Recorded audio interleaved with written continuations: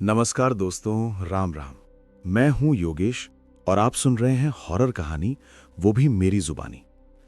तो दोस्तों, आज मैं आप लोगों के लिए एक बहुत ही डरावनी कहानी लेकर आया हूं। आज की कहानी एक ट्रक ड्राइवर की है जिनका नाम विक्रम सिंह है और वो देहरादून के रहने वाले हैं। तो दोस्तों, कहानी शुरू करने से पहले मुझे आपसे एक छोटी सी रिक्वेस्ट है कि अगर आप लोग मेरे चैनल पर नए हैं तो मेरे चैनल को सब्सक्राइब करें और मेरी वीडियो को लाइक करें। तो चलिए दोस्तों, बिना समय बर्बाद किए कहानी शुरू करते हैं। दोस्तों, मेरा नाम विक्रम सिंह है और मैं एक ट्रक ड्राइवर हूं। मुझे ट्रक चलाते हुए लगभग 25 साल से ज्यादा का समय हो गया है। इतने सालों तक ट्रक चलाने के कारण मुझे काफी अच्छा अनुभव भी हो गया है। हम ट्रक ड्राइवर्स की जिंदगी आसान नहीं होती। बहुत सी मुश्किलों का सामना हमें करना पड़ता है। ट्रक चलाना सिर्फ स्टीयरिंग थामना नहीं होता, ये एक जिम्मेदारी होती है जिसे हमें निभाना पड़ता है। और यही हमारी रोजी रोटी होती है, जिसकी वजह से ही हमारे घर का चूल्हा अच्छे से जलता है। दोस्तों, हर इंसान का कोई ना कोई सपना जरूर होता है जिसे पाने के लिए वो काफी मेहनत करता है। लेकिन कभी कभी जिंदगी ऐसा मोड़ ले लेती है कि हमें उस सपने को भूल जाना पड़ता है और फिर अपनी जिंदगी को एक अलग पटरी पर लाना पड़ता है। हाँ दोस्तों, मेरा भी एक सपना था कि मैं भी पढ़ लिख कर एक बड़ा आदमी बनूं, अच्छे पैसे कमाऊं, अपने माँ बाप का नाम रोशन करूं। और मेरे पिताजी का भी यही सपना था कि हम दोनों भाई पढ़ लिख कर एक अच्छी जिंदगी जिए। लेकिन शायद किस्मत को कुछ और ही मंजूर था। मेरे जो पापा थे वो भी एक ट्रक ड्राइवर थे, लेकिन फिर एक दिन एक सड़क हादसे में वो हमें हमेशा के लिए छोड़कर चले गए। उस वक्त हम पर जैसे पूरा पहाड़ टूट पड़ा था। पापा के ट्रक चलाने से ही हमारे घर का गुजारा चलता था। मेरे अलावा मेरा एक छोटा भाई भी है और मेरी माँ की तबीयत भी कुछ ठीक नहीं रहती। वो ज्यादातर बीमार रहती हैं। पापा के चले जाने के बाद घर की सारी जिम्मेदारियां मेरे कंधों पर आ गईं। उस समय मेरी उम्र सिर्फ 17 साल की थी। छोटे भाई की पढ़ाई और माँ की दवाइयों का खर्चा अब किसी भी तरह मुझे ही चलाना था। अपनी पढ़ाई छोड़नी पड़ी क्योंकि घर चलाने के लिए ये निर्णय मुझे लेना पड़ा। पहले 2 साल मैंने खलासी का काम किया, जिससे मुझे थोड़े बहुत पैसे मिलते थे। उन्हीं पैसों से हमारे घर का गुजारा चलता था। वो पैसे ज्यादा तो नहीं होते थे कि एक अच्छी जिंदगी जी जा सके, लेकिन हाँ, इतना कमा लेता था कि रोटी का गुजारा हो जाता था। खैर, उसके बाद मैंने ट्रक चलाना सीख लिया और अब मुझे ट्रक चलाते हुए पूरे 25 साल हो चुके हैं। आज मेरे घर का गुजारा अच्छे से चलता है। ट्रक ड्राइवर की जिंदगी में दिन रात का कोई नियम नहीं होता। हमें जब भी ऑर्डर मिलता है, हम माल डिलीवर करने के लिए निकल पड़ते हैं। दोस्तों, वैसे तो मैंने अपनी जिंदगी में बहुत सफर किए हैं। हर हालात में अपने ट्रक की स्टीयरिंग को संभाला है। लेकिन एक सफर ऐसा था जिसने मेरी जिंदगी को पूरी तरह से बदल कर रख दिया। वो रात इतनी भयानक हो सकती थी, ये मैंने कभी सोचा भी नहीं था। आज भी जब मैं उस रात को याद करता हूं तो वो मंजर मेरी आंखों के सामने ताज़ा हो जाता है। और फिर जो मेरी हालत होती है वो मैं आप लोगों को बता भी नहीं सकता। डर के कारण मेरे रोंगटे खड़े हो जाते हैं। आज मैं आपको उसी मनहूस रात की आप बीती सुनाने वाला हूं। दोस्तों, ये जो हादसा मेरे साथ हुआ था, ये आज से लगभग 15 साल पहले की बात है। तब मुझे एक माल की डिलीवरी करने जाना था और इस बार मुझे एक गांव के गोदाम में अपना माल पहुंचाना था। वो जो गांव था वो शहर से काफी दूर पड़ता था। लगभग 7 से 8 घंटे का सफर मुझे करना था। अब आज से पहले मैं कभी भी उस तरफ नहीं गया था। ऐसा पहली बार था कि मैं उस दिशा में जाने वाला था। दोस्तों, मेरे साथ उस वक्त कोई खलासी भी नहीं था। मैं ज्यादातर अकेले ही सफर करता था। कई जगहों पर खलासी की जरूरत पड़ती है, लेकिन सच कहूं तो मुझे अकेले ही सफर करना अच्छा लगता है। ट्रक में रेडियो ऑन करके गानों का लुत्फ उठाओ और अपनी मंजिल की तरफ बढ़ते रहो, यही मेरी सोच थी। खैर, उस गांव की तरफ निकलने से पहले मैं अपने ट्रक में माल को लोड करवाता हूं और फिर अपने दिन का खाना खाता हूं। हाँ दोस्तों, इस बार माल लोड करते करते दिन के 2 बज गए थे। क्योंकि मैं पहले से ही थोड़ा लेट हो गया था। इससे पहले मैंने शहर की ही एक जगह पर माल डिलीवर किया था, तो उसी वजह से मुझे देर हो गई। अब जैसा कि मैंने आप लोगों को पहले भी बताया है, हम ट्रक ड्राइवर्स का कोई पक्का वक्त नहीं होता। जब ऑर्डर मिलता है तो हमें बस माल डिलीवर करने के लिए निकलना पड़ता है।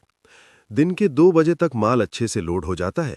उसके बाद मैं ट्रक के कागजों का काम खत्म करके माल डिलीवर करने के लिए ट्रक में चढ़ जाता हूँ। दोस्तों, लगभग शाम के 4 बजे मैं अपने ट्रक को लेकर अपनी मंजिल की तरफ चल पड़ता हूँ।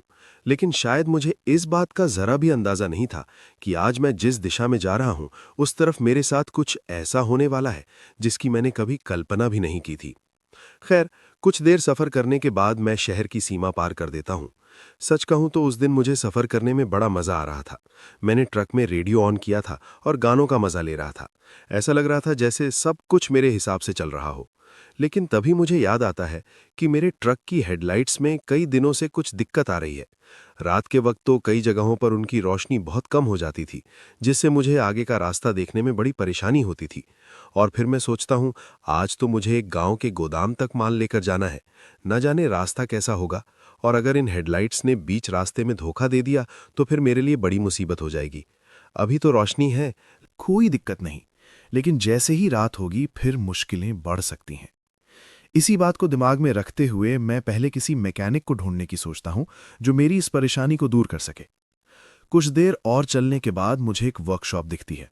उसे देखकर मेरे दिल में थोड़ी उम्मीद जगती है कि शायद यहां मुझे कुछ मदद मिल जाए।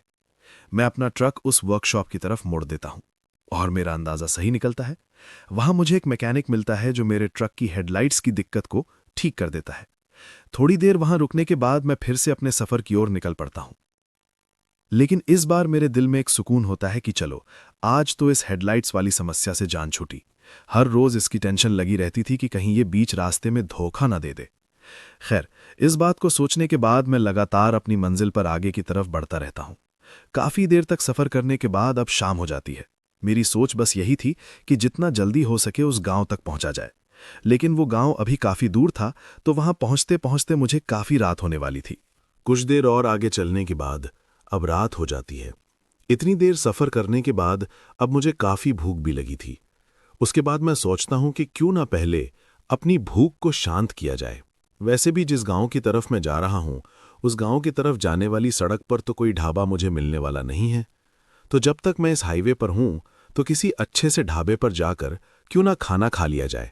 मैं अब पूरी तरह से खाना खाने का मन बना चुका था, क्योंकि मुझे अब काफी जोरों से भूख लगी हुई थी और बिना खाना खाए तो ट्रक चलाना मेरे लिए मुश्किल होता जा रहा था। दोस्तों, मैं अपने बारे में बात करूं तो मुझसे भूख बर्दाश्त नहीं होती और सफर के दौरान मैं ट्रक में कुछ ना कुछ खाता ही रहता हूं। लेकिन आज मैं जब से माल लेकर शहर से निकला हूं, तब से अभी तक मैंने कुछ भी खाया नहीं था। हाँ, निकलने से पहले मैंने खाना खाया था, लेकिन अब रात के 8 बजने को आए थे तो तभी मुझे भूख भी लगी हुई थी। खैर, थोड़ा और आगे की तरफ अपने ट्रक को बढ़ाने के बाद मुझे एक ढाबा नजर आता है। ढाबे को देखकर मेरी भूख और भी ज्यादा बढ़ जाती है। उस ढाबे को देखकर मैं अपने ट्रक को उस ढाबे की तरफ ले जाता हूं और फिर अपने ट्रक को उस ढाबे की पार्किंग में लगा देता हूं। उसके बाद मैं ट्रक से उतरकर उस ढाबे में चला जाता हूं। मेरे अलावा उस ढाबे में और भी लोग मुझे खाना खाते नजर आते हैं। उनमें से बहुत से लोग मेरी ही तरह ट्रक ड्राइवर थे और कुछ लोग शायद यात्री थे। खैर, उसके बाद मैं भी खाने का ऑर्डर दे देता हूं और फिर कुछ ही देर में खाना भी आ जाता है। खाना सच में काफी स्वादिष्ट था। अब वो मुझे भूख के कारण वैसा लग रहा था या फिर कुछ और कारण था, ये मैं नहीं जानता। लेकिन हाँ, उस वक्त मुझे खाना काफी मजेदार लग रहा था। खैर, अभी मैं खाना खा ही रहा था कि तभी एक आदमी मेरे पास आ जाता है और फिर मुझसे पूछता है कि उस्ताद जी, आप किधर जा रहे हो? उसकी बात सुनकर पहले तो मैं सोचता हूँ कि ये जरूर कोई ढाबे पर काम करने वाला होगा, लेकिन फिर उसकी बात का जवाब देते हुए मैं उसे अपनी मंजिल के बारे में बताता हूँ। मेरी बात सुनकर वो आदमी मुझसे कहता है कि उस्ताद जी, दरअसल मेरा पर्स कहीं गिर गया है, उसमें कुछ पैसे थे, अब तो वो भी चले गए। मैं अपने घर को जा रहा था, लेकिन किराया ना होने के कारण मुझे गाड़ी वाले ने यहीं बीच रास्ते में उतार दिया है। मैं काफ़ी परेशान हूँ, कुछ समझ नहीं आ रहा कि क्या करूँ। घर में मेरी बीवी और बच्चे मेरे लिए परेशान हो रहे होंगे। आप अगर मुझे थोड़ा आगे तक लिफ्ट दे देते तो आपकी बड़ी मेहरबानी होती। मैंने काफ़ी लोगों से लिफ्ट मांगी, लेकिन कोई भी मुझे लिफ्ट नहीं दे रहा। मैं काफ़ी देर से पैदल चलता हुआ यहाँ तक पहुँचा हूँ। काफ़ी देर तक पैदल चलने के बाद मैं थक चुका हूँ। अगर आप मुझे लिफ्ट दे देते तो आपका बहुत उपकार होगा। उस आदमी की बात सुनकर मुझे उस पर रहम आ जाता है और फिर मैं उससे कहता हूं, ये तो काफी गलत हुआ आपके साथ। कोई बात नहीं, आप फिक्र मत कीजिए, मैं जरूर आपकी मदद करूंगा। आपको जहां तक जाना है आप मेरे साथ चल सकते हो। मेरी बात सुनकर वो आदमी काफी ज्यादा खुश हो जाता है। उसके बाद मैं उससे पूछता हूं, खाना खाओगे? तो मेरी बात सुनकर वो आदमी मुझसे कहता है, नहीं उस्ताद जी, आप मुझे मेरी मंजिल पर छोड़ दो, उतना ही काफ़ी है। उस आदमी की हालत देखकर मुझे उसके लिए काफ़ी बुरा लग रहा था। सबसे पहले तो मैं उसे उस ढाबे पर खाना खिलाता हूँ। हालांकि वो मुझे मना भी कर रहा था कि नहीं, मुझे खाना नहीं खाना, लेकिन उसकी हालत उसके बारे में मुझे साफ साफ बता रही थी कि वो काफ़ी देर से भूखा भी है। खैर, खाना खाने के बाद वो आदमी और मैं, हम दोनों ट्रक में चढ़ जाते हैं और फिर मैं अपने ट्रक को लेकर आगे की तरफ बढ़ जाता हूँ। ट्रक में चढ़ने के बाद वो आदमी काफी देर तक शांत बैठा रहता है, लेकिन फिर मैं ही उस आदमी से पूछता हूँ, क्या बात हो गई, आप इतने खामोश क्यों बैठे हो? तो मेरी बात सुनकर वो आदमी मुझसे कहता है, कुछ नहीं उस्ताद जी, ये तो शुक्र है कि आज आप मुझे मिल गए। अगर आज आप मुझे अपने ट्रक में लिफ्ट ना देते तो शायद आज की रात मुझे सड़क के किनारे कहीं बितानी पड़ती। उसकी बात सुनकर मैं उससे कहता हूँ, ऐसा कुछ नहीं है, अगर आपकी मदद मैं ना करता तो कोई और कर देता। मेरी बात सुनकर वो आदमी मुझसे कहता है, उस्ताद जी, आप बहुत अच्छे इंसान हैं, भगवान आपकी रक्षा हमेशा करे। उस आदमी की बात करूं तो वो आदमी आधे उम्र का था और उसकी आंखों में आंसू थे। देखने में भी वो आदमी गरीब लग रहा था। खैर, उसके बाद मैं उस आदमी से पूछता हूं, बाबा आपको कहां तक जाना है? तो मेरी बात सुनकर वो आदमी मुझसे कहता है, यहां से 10 किलोमीटर की दूरी पर मेरा गांव है, बस वहीं तक जाना है। मुझे भी उसी तरफ से निकलना था, तो दिक्कत वाली कोई बात नहीं थी। उसके बाद वो आदमी मुझसे कहता है, आप अपने ट्रक को लेके कहीं जा रहे हो? तो मैं उस आदमी को उस गांव का नाम बता देता हूं और फिर उससे कहता हूं, बाबा, आप तो इसी तरफ के हो, आप तो उस गांव को जानते होंगे। क्या आप मुझे बता सकते हो कि अभी मुझे कितना समय और लगेगा वहां पहुंचने में? तो मेरी बात सुनकर वो आदमी मुझसे कहता है, हाँ, मैं उस गांव को जानता हूं। वहां पहुंचने में आपको अभी लगभग 2 घंटे का सफर और करना पड़ेगा। अब जब वो आदमी मुझसे ये बात करता है तो मैं उससे पूछता हूं, तो फिर तो अभी वो गांव काफी दूर है। क्या वहां पहुंचने के लिए कोई और रास्ता नहीं है जहां थोड़ी जल्दी पहुंच जाए? तो मेरी बात सुनकर वो आदमी मुझसे कहता है, देखो उस्ताद जी, रास्ता तो है, लेकिन मैं आपको उस रास्ते के बारे में नहीं बताऊंगा। उस आदमी के मुंह से ये बात सुनकर मैं उससे कहता हूं, आप ऐसा क्यों कह रहे हो? आप क्यों उस रास्ते का पता मुझे नहीं बता रहे? तो मेरी बात सुनकर वो आदमी मुझसे कहता है, देखो उस्ताद जी, आप एक अच्छे इंसान हो और मैं नहीं चाहता कि आप किसी खतरे में पड़ो। उस आदमी की ये बात सुनकर मुझे कुछ समझ नहीं आ रहा था और फिर मैं उससे पूछता हूं, किस तरह का खतरा? तो मेरी बात सुनकर वो आदमी मुझसे कहता है, देखो, कभी कभी शॉर्टकट लेने से अच्छा होता है कि लंबे रास्ते जाया जाए, इसी में सबकी भलाई है। वो रास्ता शॉर्टकट जरूर है, लेकिन वहां कई लोगों के साथ हादसे हुए हैं। उस आदमी की बात सुनकर मैं उसे कहता हूं, कैसे हादसे? तो मेरी बात सुनकर वो आदमी मुझसे कहता है, आप जैसे ही बहुत से ट्रक ड्राइवर उस रास्ते पर दुर्घटना का शिकार हुए हैं। कहते हैं कि वो रास्ता शापित है। हाँ, दिन के लिए तो वो रास्ता ठीक है, लेकिन रात के वक्त उस रास्ते पर जाना मौत को दावत देने बराबर है। मैंने भी बहुत लोगों से उस रास्ते के बारे में सुना है, तभी मैं आपको उस रास्ते से न जाने की हिदायत दे रहा हूं। उस आदमी की बात सुनकर मैं उससे कहता हूं, बाबा, आप भी ये कैसी बातें कर रहे हो? इस जमाने में ऐसे कुछ नहीं होता और ये सब बातें अफवाहें हैं, इनका कोई मतलब नहीं होता। अगर वहां जाने के लिए कोई शॉर्टकट रास्ता है तो ये रास्ता दूरी को कम करने के लिए ही बनाया होगा। ऐसा कुछ नहीं होता। आप भी न जाने किन लोगों की बातों में आ गए हो। खैर, उस बात को छोड़ो और मुझे उस रास्ते का पता बता दो बाबा, क्योंकि वैसे भी मुझे काफी देर हो गई है। अगर मैं वो रास्ता लूंगा तो जल्दी ही अपनी मंजिल पर पहुंच जाऊंगा। दोस्तों, मैं भूत प्रेत पर विश्वास नहीं करता था, तो ये बातें मेरे लिए किसी अफवाह से कम नहीं थी, क्योंकि बहुत से ऐसे रास्ते होते हैं जहां ऐसी बातें मशहूर होती हैं, और ये रास्ता भी उन्हीं में से था। ऐसी मेरी सोच थी। मेरी बात सुनकर वो आदमी मुझसे कहता है, देखो उस्ताद जी, उस रास्ते की जिद ना करो। मेरी बात मानो तो जिस रास्ते से जा रहे हो उसी पर जाओ, उसी में आपकी भलाई है। उस आदमी की बात सुनकर मैं उससे कहता हूं, देखो बाबा, जिस तरीके से मैंने आपकी मदद की है, उसी तरीके से आप मुझे उस रास्ते का पता बताकर मेरी मदद करो। मेरी काफी जिद करने पर वो आदमी मजबूर हो जाता है और फिर मुझसे कहता है, आप बहुत जिद्दी हो, मैंने गलती कर दी उस रास्ते की बात करके। काश मैंने आपको उस रास्ते के बारे में बताया ही ना होता।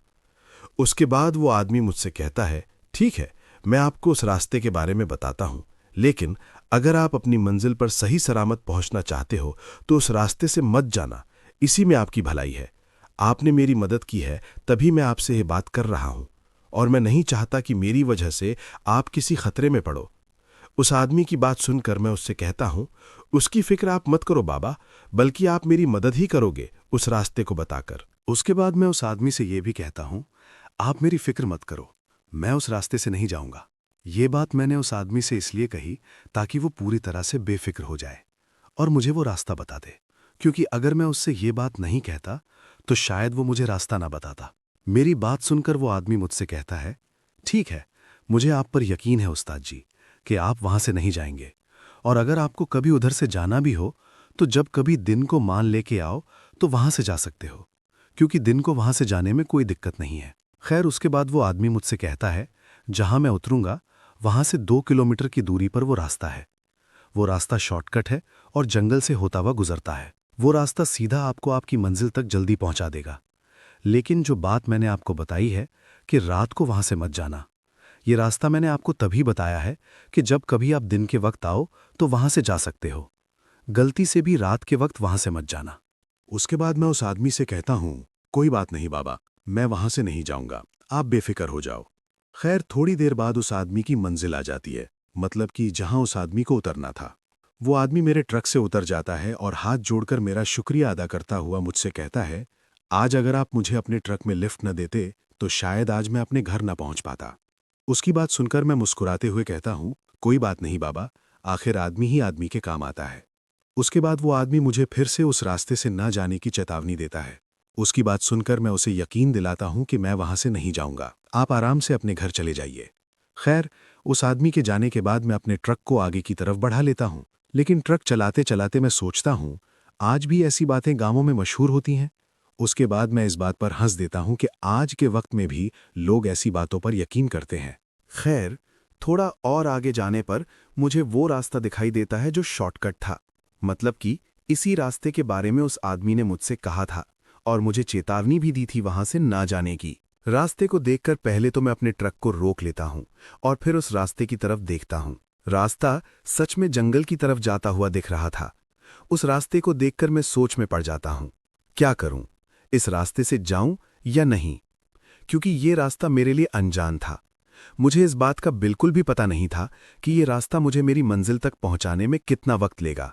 उसके बाद मैं ये भी सोचता हूं कि रास्ते में कोई दिक्कत नहीं आनी चाहिए, मतलब कि कभी कभी शॉर्टकट रास्तों पर बहुत सी रुकावटें आती हैं, जैसे कि कभी रास्ता बहुत खराब मिल जाता है वगैरह वगैरह। खैर, उसके बाद मैं सोचता हूं, दिन को तो इस तरफ से काफी गाड़ियां जाती होंगी जैसा कि उस आदमी ने कहा था, तो इस रास्ते से जाने में कोई दिक्कत नहीं होनी चाहिए। और आज तो मैंने अपने ट्रक की हेडलाइट्स का काम भी करवा लिया है, तो मुझे तो कोई परेशानी नहीं है। काफी सोचने के बाद मैं उस रास्ते से जाने का फैसला ले लेता हूं, क्योंकि जिस रास्ते से मैं जाने वाला था वो तो अभी काफी लंबा था और वहां से अपनी मंजिल तक पहुंचने में मुझे बहुत वक्त लगने वाला था, और ये जो शॉर्टकट रास्ता है ये मुझे जल्दी मेरी मंजिल तक पहुंचा देगा।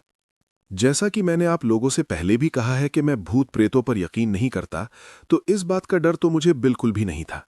खैर, थोड़ा सोचने के बाद मैं अपने ट्रक को उस रास्ते पर ले जाता हूं और फिर अपनी मंजिल की तरफ चल पड़ता हूं। लेकिन शायद मुझे इस बात का अंदाजा नहीं था कि मेरी मंजिल आने से पहले मुझे किसी ऐसी चीज का सामना करना पड़ेगा जिसके बारे में मैंने कभी सोचा भी नहीं था। आज जो मेरे साथ होने वाला था उस बात से मैं बिल्कुल अनजान था। खैर, अब उस रास्ते पर आगे बढ़ने के बाद मैं देखता हूं कि वो पूरा रास्ता बिल्कुल सुनसान लग रहा था। मेरे ट्रक के अलावा दूसरी कोई भी गाड़ी मुझे उस सड़क पर दिखाई नहीं दे रही थी। अंधेरा पूरी तरह से पसर चुका था और दूर दूर तक फैला हुआ था। मुझे बस उतना ही दिखाई दे रहा था जितना मेरे ट्रक की हेडलाइट्स की रोशनी मुझे दिखा रही थी। दोस्तों, सच कहूं तो पूरा माहौल काफी डरावना लग रहा था। कुछ देर ट्रक चलाने के बाद मेरा दिल थोड़ा बेचैन होने लगता है और फिर मैं सोचता हूं कि कहीं मैंने इस रास्ते से आकर कोई गलती तो नहीं कर दी, क्योंकि जिस वक्त मैं बेचैन हो रहा था उस वक्त मैं जंगल के बिल्कुल बीचों बीच से अपने ट्रक को चला रहा था। सड़क के दोनों तरफ काफी घना जंगल था। उस जंगल को देखकर मेरी बेचैनी बढ़ती ही जा रही थी, क्योंकि मुझे ऐसा लग रहा था कि कहीं इस जंगल में लुटेरे छुपे ना हो जो मौका देखकर मुझ पर हमला कर दें। क्योंकि जिस आदमी को मैंने लिफ्ट दी थी उसने मुझसे कहा था कि मेरी तरह बहुत से ट्रक ड्राइवर इस रास्ते का शिकार हुए हैं। शायद इस रास्ते पर लुटेरे ही होंगे जो उन हादसों को अंजाम देते हैं जो उस आदमी ने मुझसे कहे थे। लुटेरे लूट कर अपना काम कर देते होंगे और नाम भूत प्रेत का लगा देते होंगे, तभी तो रात के वक्त यहां से कोई नहीं आता। दोस्तों, सच कहूं तो उस वक्त मेरे अंदर काफी सवाल उठ रहे थे। एक वक्त तो ऐसा लगा कि जैसे मैं अभी अपना ट्रक वापस ले लूं, लेकिन सड़क इतनी चौड़ी नहीं थी कि मैं अपना ट्रक आसानी से मोड़ पाऊं। अब मैं फैसला कर चुका था कि अब जो हो जाए मुझे इसी रास्ते से अपनी मंजिल तक पहुंचना है। खैर, कुछ देर और चलने के बाद मैं एक पुल पर पहुंच जाता हूं। हाँ दोस्तों, एक पुल पर जो कि एक नदी के ऊपर बना था। उस पुल के नीचे एक नदी बह रही थी और वो नदी देखने में काफी गहरी लग रही थी। खैर, उस पुल को देखने के बाद मैं अपने ट्रक को उस पुल पर चला लेता हूं, क्योंकि उसी पुल को पार करने के बाद मैं सड़क के दूसरी ओर पहुंचूंगा। खैर, अब जैसे ही मैं अपना ट्रक उस पुल पर चढ़ा लेता हूं कि तभी मुझे कुछ ऐसा दिखाई देता है जिसे देखकर मुझे थोड़ा अजीब लगता है और मैं अपने ट्रक को धीमा कर देने लगता हूं। दोस्तों, अब आप लोग ये सोच रहे होंगे कि ऐसा मैंने क्या देख लिया जो मैंने अपना ट्रक धीमा कर दिया और मुझे अजीब भी लगा। तो आपको बताता चलूं कि मैं देखता हूं कि एक औरत काफी तेजी से मेरे ट्रक की तरफ दौड़ती आ रही है और उसके साथ एक छोटा सा लड़का भी था। उस लड़के की उम्र यही कोई 10 साल की होगी। वो लड़का भी उस औरत के पीछे पीछे दौड़ रहा था। अब जब मैं उन दोनों को सड़क के बीचों बीच अपने ट्रक की तरफ दौड़ता देखता हूं, तो सबसे पहले तो मैं अपने ट्रक की स्पीड को थोड़ा कम कर लेता हूं, क्योंकि मुझे लग रहा था कि कहीं ये औरत और ये बच्चा मेरे ट्रक के नीचे ना आ जाए। बहुत से जगहों पर लोग आत्महत्या करने के लिए ट्रक के आगे कूद जाते हैं और मुझे उस औरत को देखकर बिल्कुल ऐसा ही लग रहा था। अब जब वो औरत मेरे ट्रक के और ज्यादा करीब आ जाती है तो मैं जल्दी से ट्रक को ब्रेक मार लेता हूं और फिर ट्रक को रोक लेता हूं। मेरा ट्रक रुकते ही वो औरत थोड़ा साइड जाकर उस पुल से नीचे की तरफ कूद जाती है। अब जब ऐसा होता है तो मुझे काफी ज्यादा अजीब लगता है और सच कहूं तो मैं डर जाता हूं, क्योंकि मेरा अंदाजा बिल्कुल सही था। वो औरत सच में आत्महत्या करने ही आई थी। शायद पहले उसका प्लान मेरे ट्रक के नीचे आने का था, लेकिन जब उसने ट्रक को रुकता देखा तो उसने पुल से नीचे की तरफ छलांग मार दी। दोस्तों, वो सब इतनी जल्दी हुआ था कि मैं कुछ समझ ही नहीं पा रहा था। अब जब वो औरत उस पुल से नदी में कूदती है तो उसके साथ में जो लड़का था वो उस पुल के पास खड़ा होकर काफी जोरों से रो रहा था। उसको रोता देखकर सबसे पहले तो मैं ट्रक से नीचे उतर जाता हूं और फिर मैं जल्दी से उस बच्चे के पास चला जाता हूं। वो बच्चा काफी जोरों से रो रहा था, चीख रहा था, चिल्ला रहा था। उसकी ऐसी हालत देखकर मुझे उसके लिए काफी दुख हो रहा था। उसके बाद मैं जल्दी से उस पुल से नीचे की तरफ देखता हूं तो मुझे दिखाई देता है कि वो औरत अपने दोनों हाथ ऊपर की तरफ उठाते हुए नदी में डूब रही थी। अब जब मैं उस औरत को उस नदी में डूबता देखता हूं तो मुझसे रहा नहीं जाता और उसे बचाने के लिए मैं भी उस पुल से नीचे की तरफ उस नदी में कूद जाता हूं। दोस्तों, मुझे तैरना आता था तो दिक्कत वाली कोई बात नहीं थी। खैर, अब जैसे ही मैं नदी में पहुंचा तो मैं उस औरत को बचाने के लिए आगे की तरफ बढ़ता रहता हूं। नदी का बहाव काफी तेज था और पानी काफी ज्यादा ठंडा था। वो पानी इतना ज्यादा ठंडा था कि अगर कुछ देर तक और उस पानी में रहा जाए तो खून जम जाएगा। मैंने उस औरत को उस पानी में काफी ढूंढा, लेकिन मुझे वो औरत कहीं भी नजर नहीं आ रही थी। काफी देखने के बाद भी जब मुझे वो औरत नजर नहीं आती तो मैं पानी से बाहर निकलने का फैसला करता हूं, क्योंकि मुझे यकीन हो चुका था कि जरूर वो औरत इस पानी में डूब गई होगी, क्योंकि अगर वो औरत डूबी ना होती तो मुझे कहीं ना कहीं दिख ही जाती। शायद पानी का बहाव उसे इतनी तेजी से आगे की तरफ बढ़ाकर ले चुका था, और यह भी हो सकता है कि पानी के इतने ज्यादा ठंडे होने के कारण वो बेहोश हो गई हो और फिर डूब गई हो। इसी बात को सोचकर मैं किनारे की तरफ आ जाता हूं, लेकिन किनारे पर पहुंचकर जो मैं देखता हूं उसे देखकर मेरी आंखें फटी की फटी रह जाती हैं। दोस्तों, अब आपके मन में भी यही बात आ रही होगी कि अब मैंने ऐसा क्या देख लिया जिसे देखकर मैं हैरान था। तो आपको बताता चलूं कि जैसे ही मैं उस नदी के किनारे पर पहुंचता हूं तो मैं देखता हूं कि एक बड़े से पत्थर पर एक औरत बैठी हुई है और उसके कपड़े और बाल भीगे हुए नजर आ रहे थे। उसके बाल उसके चेहरे को ढके हुए थे।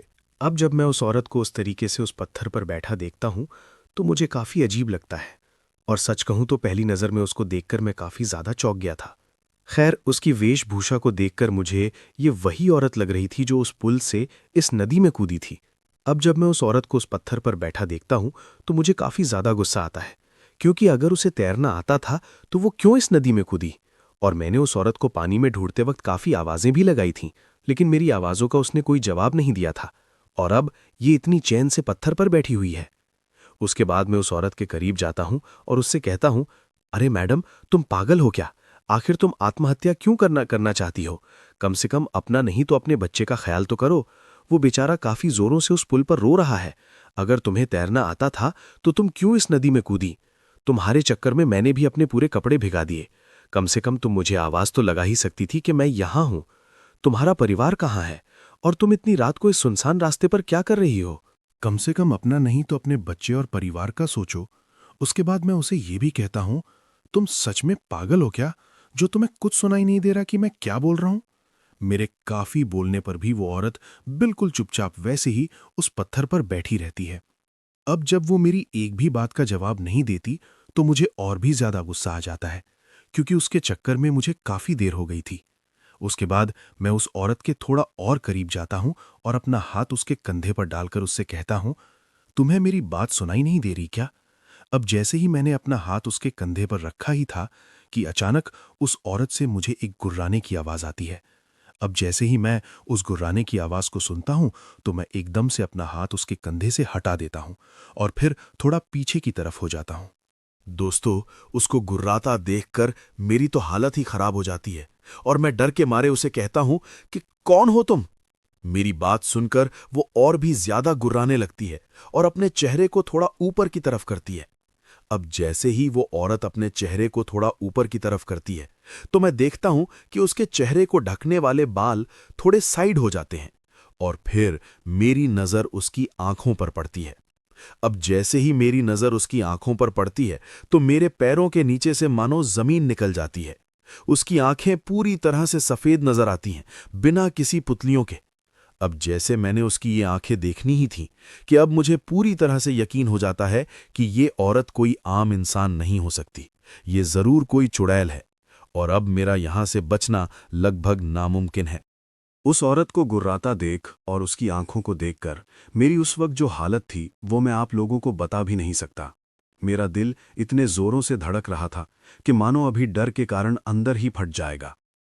उस नज़ारे को देखकर मेरी हालत इतनी ज़्यादा खराब हो गई थी कि कुछ देर तो मेरे दिमाग ने काम करना ही बंद कर दिया था।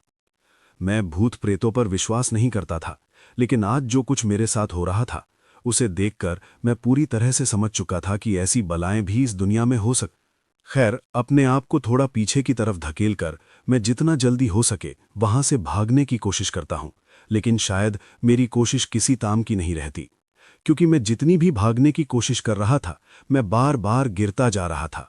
ऐसा लग रहा था मानो किसी अदृश्य ताकत ने मेरे पैरों को जकड़ कर रखा हो। मैं काफी जोरों से चीख रहा था, चिल्ला रहा था, लेकिन मुझे अपनी जान बचाने के लिए कोई रास्ता नजर नहीं आ रहा था। लेकिन फिर तभी मुझे हनुमान जी की याद आती है और मैं हनुमान जी का नाम जोरों से जपने लगता हूं। मुझे हनुमान चालीसा नहीं आती थी, लेकिन हनुमान जी का नाम लगातार जपने की वजह से मुझे ऐसा महसूस होता है जैसे मैं किसी बंधन से छूट रहा हूं। मतलब कि अब मुझे अपने पैरों पर कोई अदृश्य ताकत महसूस नहीं हो रही थी। हनुमान जी का नाम लेते लेते मैं वहां से भागने लगता हूं। तभी भागते भागते मुझे एक रास्ता नजर आता है जो उस नदी से ऊपर की तरफ जाता था, मतलब उस पुल की तरफ जहां मेरा ट्रक खड़ा था। मैं वक्त बर्बाद ना करते हुए जितनी जल्दी हो सके उस रास्ते पर ऊपर की तरफ भागने लगता हूं। जैसे जैसे मैं ऊपर की तरफ भाग रहा था मेरे पीछे काफी अजीबोगरीब आवाजें मुझे सुनाई दे रही थीं। कभी मुझे उस औरत के चिल्लाने की आवाज सुनाई देती तो कभी उस बच्चे के रोने की, लेकिन इन सब बातों को अनसुना करता हुआ मैं उस रास्ते से ऊपर की तरफ बढ़ता ही जा रहा था। कुछ देर चलने के बाद मैं ऊपर उस पुल पर पहुंच जाता हूं और फिर जितनी जल्दी हो सके अपने ट्रक में चढ़ जाता हूं। उस पुल पर अब मुझे वो लड़का भी नजर नहीं आ रहा था जो अभी कुछ देर पहले रो रहा था। एक बात तो थी कि हनुमान जी का नाम जपने के कारण मैं सही सलामत अपने ट्रक तक पहुंच चुका था। अब मैं बिल्कुल भी देरी ना करते हुए हनुमान जी का नाम लेकर ट्रक को स्टार्ट करता हूं और ट्रक आसानी से स्टार्ट भी हो जाता है। उसके बाद मैं काफी तेजी से वहां से निकल जाता हूं। ट्रक को काफी तेजी से वहां से निकालकर मैं अपने अंदर बस यही सोच रहा था कि उस आदमी की बात बिल्कुल सही थी। जिस आदमी को मैंने लिफ्ट दी थी ये रास्ता सच में शापित है। काश मैंने उस आदमी की बात मान ली होती तो आज मेरे साथ ये ना होता जो अब हो रहा है। मैं उस वक्त डर के कारण रो भी रहा था और अपने आप को कोस रहा था कि आखिर क्यों मैंने ये शॉर्टकट लिया। दोस्तों, वहां से थोड़ी दूर और आगे आने के बाद मुझे फिर से एक औरत दिखाई देती है। वो औरत मुझसे लिफ्ट मांगती है, लेकिन इस बार मैं बिना ब्रेक लगाए आगे की तरफ बढ़ जाता हूं, क्योंकि अब मुझे पूरी तरह से यकीन हो गया था कि ये सब छलावा है। मुझे कहीं भी अब ट्रक नहीं रोकना। अब जब मैंने उस औरत को लिफ्ट नहीं दी तो एक तेज चीख मुझे सुनाई देती है। वो चीख इतनी भयानक थी कि पूरा जंगल उस चीख से गूंज उठा था। उस चीख को सुनकर मैं ट्रक के अंदर कांप रहा था। मैं बस भगवान का नाम ले रहा था। हे भगवान, आज किसी तरीके से मुझे जिंदा उस गांव तक पहुंचा दे। मैं वादा करता हूं कि फिर कभी भी शॉर्टकट का लालच नहीं करूंगा। दोस्तों, वो औरत काफी बार मेरे रास्ते में आई। उसके साथ वो लड़का भी मुझे दिखाई देता था और उन दोनों का रूप पूरी तरह से बदल चुका था। काफी भयानक दिख रहे थे दोनों। लेकिन हनुमान जी का नाम लेकर मैं आगे बढ़ता जा रहा था और फिर किसी तरह से मैं उस गांव तक पहुंच जाता हूं जहां मुझे वो माल डिलीवर करना था। गांव में पहुंचने के बाद मैंने अपने ट्रक को साइड में लगाया और हनुमान जी का शुक्रिया अदा किया, क्योंकि आज अगर वो मेरी मदद ना करते तो शायद मैं जिंदा ना होता। खैर, वो पूरी रात मैंने उसी ट्रक के अंदर ही काटी। मेरी इतनी हिम्मत नहीं थी कि गांव पहुंचकर मैं ट्रक से बाहर आता। डर ने मानो मुझे अंदर तक झकझोर कर रख दिया था। भूत प्रेत को ना मानने वाला इंसान आज डर के कारण कांप रहा था। सुबह होते ही मैंने सबसे पहले माल को डिलीवर किया और फिर जितना जल्दी हो सके उस गांव से निकल गया। दोस्तों, आज इस बात को 15 साल से ज्यादा का वक्त हो गया है, लेकिन आज भी जब मैं उस हादसे को याद करता हूं तो मेरी रूह कांप जाती है और मेरे रोंगटे खड़े हो जाते हैं। दोस्तों, हमें अपने से बड़े की बात को हमेशा मानना चाहिए, क्योंकि वो जो भी बोलेंगे हमारे भले के लिए ही बोलेंगे। उन्होंने हमसे ज्यादा दुनिया देखी है और उनका अनुभव भी हमसे काफी ज्यादा होता है। काश मैंने भी उस आदमी की बात मानी होती तो शायद वो हादसा मेरे साथ ना होता।